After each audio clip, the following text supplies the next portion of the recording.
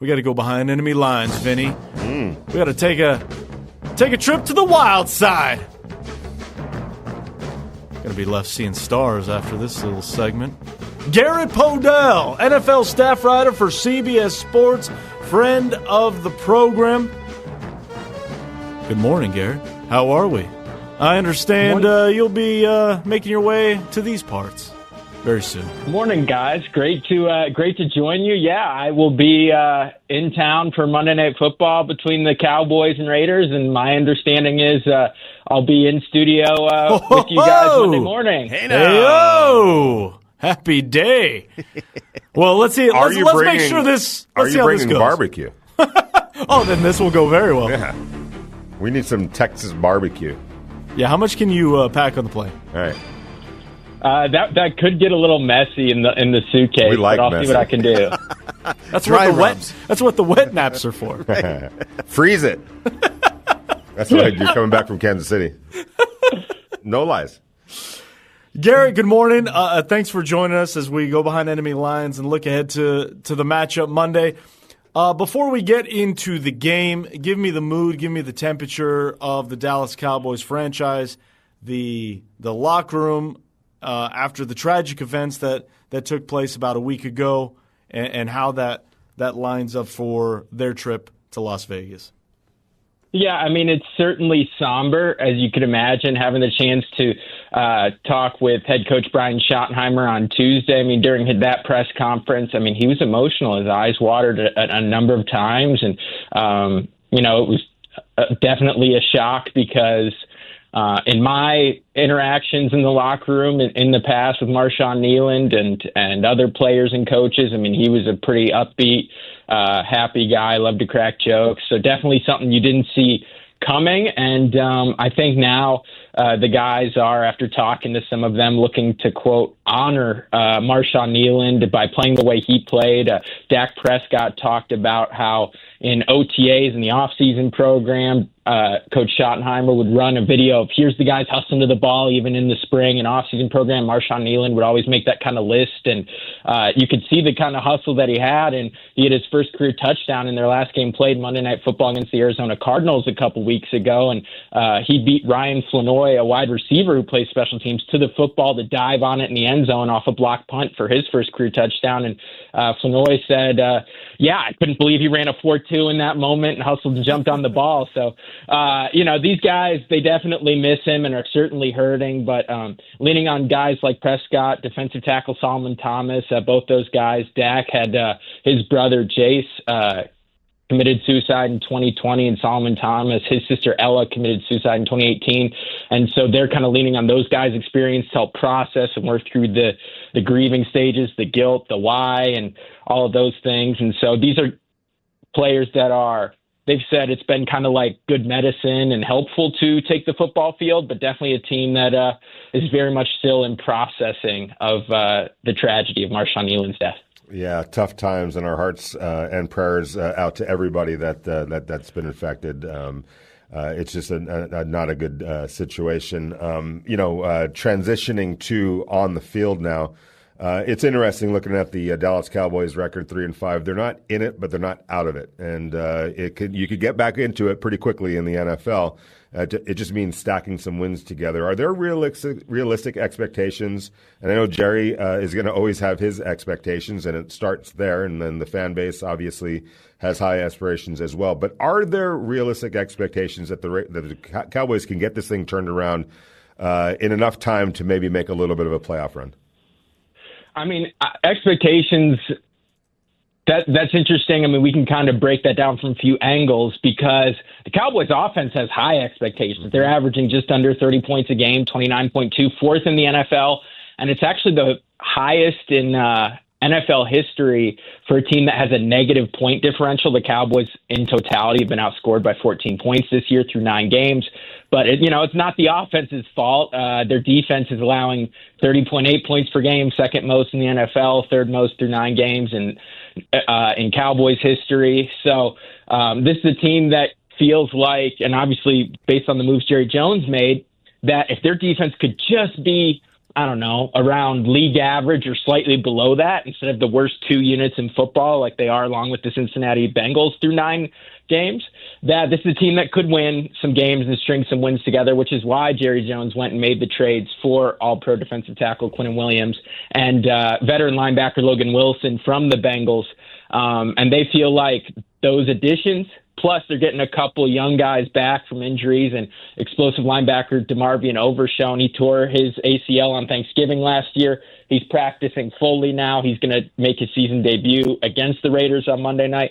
Same goes for third-round rookie Savone Revel, corner out of East Carolina, who many thought was a first-round talent before he tore his ACL last fall with the Pirates. So Dallas' defense from a personnel perspective is going to look a lot different on Monday night for sure. Garrett, has it been mostly personnel that is problematic for the Cowboys defense? And is the Quinnen Williams and Logan Wilson moves, those acquisitions, is that enough to shore up what was going wrong in the middle of the field? Oh, certainly I would say personnel has not been the only issue with this team so far. I mean, they're on their third defensive coordinator in 3 years with Matt Eberflus. They had Dan Quinn, 2021 to 2023. He leaves to be the Washington Commanders coach. They bring in Mike Zimmer last year. Right. He's not retained when Brian Schottenheimer became the head coach this year. They bring in Eberflus. But a lot of these guys were drafted and developed under Dan Quinn, and he ran man coverage at one of the highest rates in the NFL, the third highest rate in the league from 2021 to 2023. And now in 2025, they're running man coverage at the third lowest rate in the league under Eberflus. Wow. A lot heavier zone coverage rate, the sixth highest in football this year at 80.1%. And so schematically, they are, in terms of coverage, a lot different on the back end of this defense. And that's been a big adjustment for these guys. Trayvon Diggs and Deron Bland at different points this season, the cornerbacks have spoken about how they're more comfortable playing man. Diggs is on IR right now. But so I would say it's certainly been an adjustment. And Eberflus, as the season's gone on, has played a little more man, but certainly still a big adjustment to what Eberflus is asking them to do so far, on top of a lot of different personnel from years past as well. Talking to Garrett Podell, staff writer for CBS Sports, joining us here on the Morning Tailgate and bringing us barbecue on Monday ahead of the game. So good news all around. Garrett, when we look at the Monday night game, I'm curious from your opinion in terms of the Cowboys getting a victory, right? What gives you pause? What gives you worry on the Raiders' end that may keep the Dallas Cowboys from achieving what they want? To me, I look at the defense and sort of the impact that it can have that we just touched on the rest of the team. So, I mean, from weeks 4 through 7, the Cowboys offense was averaging 37 points per game, and quarterback Dak Prescott threw 13 touchdowns and no picks. The last 2 weeks they played, weeks 8 and 9, that number in terms of points per game has dropped down by almost 20. It's down to 20.5 from 37, and Dak has thrown just 1 touchdown and 3 picks over the last 2 games. And so I asked Brian Schottenheimer yesterday, actually, like, what do you think is going into kind of the up and down with Dak and the offense over the last 6 games? And he said it's really when you look at the types of games they've had to play against both the Denver Broncos and the Arizona Cardinals, they fell into double-digit holes really quickly, in large part because the defense was allowing the opposing offense to go up and down the field and find the end zone incredibly fast in those games.